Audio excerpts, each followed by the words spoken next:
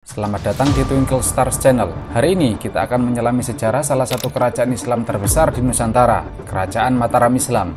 Dari pendirinya oleh Panembahan Senapati hingga perpecahannya melalui Perjanjian Giyanti. Mari kita telusuri perjalanan kerajaan ini yang penuh dinamika.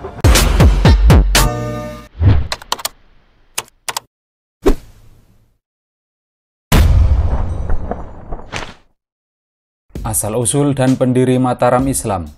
Kerajaan Mataram Islam berakar dari hadiah Sultan Hadiwijaya dari Pajang kepada Ki Ageng Pemanahan berupa alas Mentaok. Putranya Sutawijaya yang dikenal sebagai Panembahan Senapati kemudian mendirikan Mataram Islam pada akhir abad ke-16 di Kota Gede, Yogyakarta.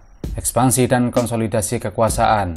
Di bawah Panembahan Senapati, Mataram memperluas wilayahnya dengan menaklukkan daerah-daerah seperti Pajang, Demak, dan Surabaya. Strategi militer dan diplomasi digunakan untuk mengkonsolidasikan kekuasaan di Jawa Tengah dan Timur. Masa kejayaan di bawah Sultan Agung.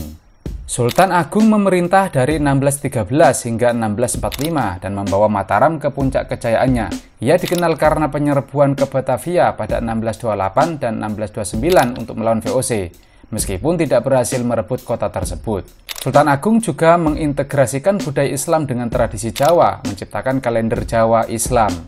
Masa kemunduran dan intervensi VOC. Setelah Sultan Agung, Mataram mengalami kemunduran. Amangkurat I dan II menghadapi pemberontakan internal dan tekanan dari VOC. Perjanjian-perjanjian yang tidak menguntungkan dengan VOC melemahkan kedaulatan Mataram. Perjanjian Giyanti dan perpecahan Mataram.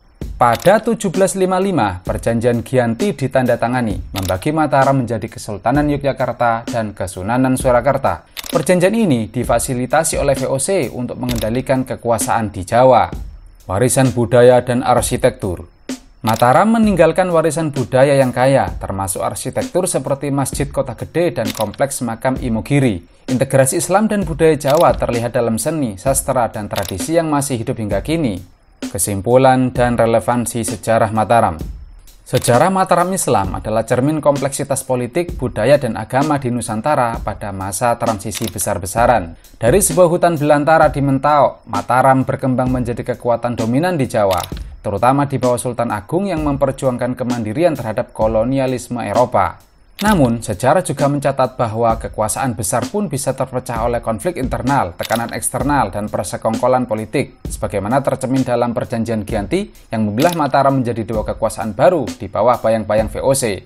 Meski secara politis kerajaan ini tidak lagi eksis, pengaruh Mataram masih hidup dalam budaya Jawa hari ini, dari bahasa dan tata krama hingga upacara adat dan arsitektur spiritual. Bahkan, warisan tak tertulis berupa nilai-nilai toleransi, integrasi budaya, dan perjuangan melawan penindasan tetap relevan hingga kini.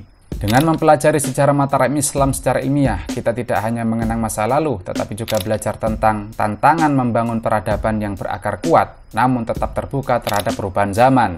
Jangan lupa like, komen, share, dan nyalakan lonceng notifikasi agar tidak ketinggalan video menarik lainnya. Sampai jumpa di video berikutnya.